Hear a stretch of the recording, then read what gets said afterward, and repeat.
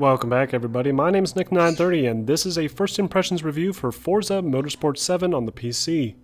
Now today we'll be trying this game out on a PC running a GTX 1080 Ti with an i7 6700K processor, 16GB of RAM, and we have the game installed on a solid state drive to get the fastest possible loading time. The game will set you back about $60 and will take about 100GB of space on your computer, which is a crazy amount, and I really can't wrap my head around why a racing game would need that much space, aside from some high-res textures and some FMVs.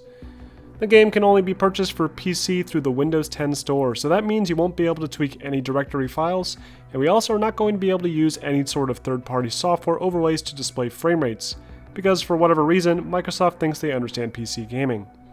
Our initial boot up was successful with no blaring issues aside from the typical small windowed screen for the opening ads on a Windows 10 game. The game's main menu functions well and is very easy to navigate, more so than Project Cars 2.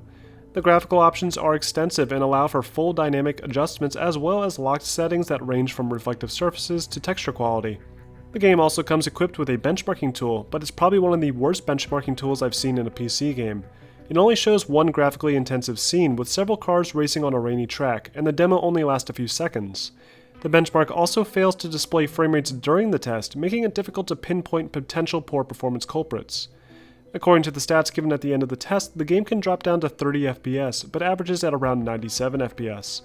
This is incredibly inconsistent though, as redoing the test results in minimums all over the spectrum. But the average still seems to sit in and around 90 FPS, which is perfectly fine. My guess is the benchmark is incorrectly including frames as the benchmark is initially booting up, resulting in skewed data, but it's really hard to tell if that's why for sure. Actual in-game performance appears to run really well, with the frame rate never dropping noticeably low. Again, this is all gut feeling as I have no way to actually get a legitimate number, so I can't really quote any average in-game frame rates myself, but it definitely never dropped below 60 even during the most demanding scenes. The game appears to be really unstable though, with frequent crashing after races. I had it happen twice to me at the end of 2 different races for absolutely no reason. The game performance never indicated strain on my system, and the scenes where the game crashed didn't seem too complex.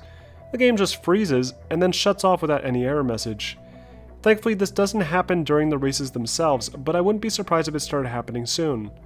Because of the game's track selection screen being molded together with the loading screen, I found the race settings to be really stuttery and uncomfortable to use. You can tell the system is trying to retrieve assets as you're flipping through cars, racer outfits, and tweaking various settings. Because of this, load times are likely longer than they need to be, and it just seems like an odd choice. I get the idea behind it, it's cool that they're trying to streamline the process, but it simply isn't working correctly. The game has a story mode that has you tackling several championships with different series of cars, and it does a great job of introducing novice racers to the experience. The game's default controls are overly easy though, and basically do everything for you other than press the accelerator. I ended up setting my settings to the hard preset and it was much more natural feeling, but when compared to Project Cars 2, you definitely get a far more arcade-like feel from the handling. The game doesn't seem to punish you for going off the track or ramming straight into other cars, so it feels like a full game of Grand Theft Auto Online races. The graphics look phenomenal and are a massive step up from the competitor Project Cars 2. With specks of dirt and various other effects piling up in the car throughout the race, Forza 7 really knows how to immerse the player. Rain effects look really nice, but unfortunately the game's weather effects are severely limited. You can only choose rainy weather on a handful of tracks, and most of the tracks only have a daytime setting, with no specifics to choose from. The track list is extensive and includes all the big tracks like the 24-hour Le Mans, Daytona, and the Indianapolis Speedway, which should make side-by-side comparisons with Project Cars 2 a breeze. The car list is fantastic with hundreds of cars to choose from. However, in Forza, you need to use your earned credits to buy all these vehicles, much like Forza Horizon 3. So the only way you can try out your favorites is by either renting them temporarily or grinding races to earn enough credits to buy them. Then there's the microtransactions. It wouldn't be a game in 2017 if it didn't have these stupid loot crates. If you use your in-game credits on random loot crates, you have the potential to unlock mods that can set special conditions for custom races to help boost your credit income. You also have a chance to unlock fancy driver cosmetic items to show off on the podium. The game feels like it panders specifically to casual Xbox gamers with simple driving mechanics, pretty graphics, and lots of goofy gimmicks for online play.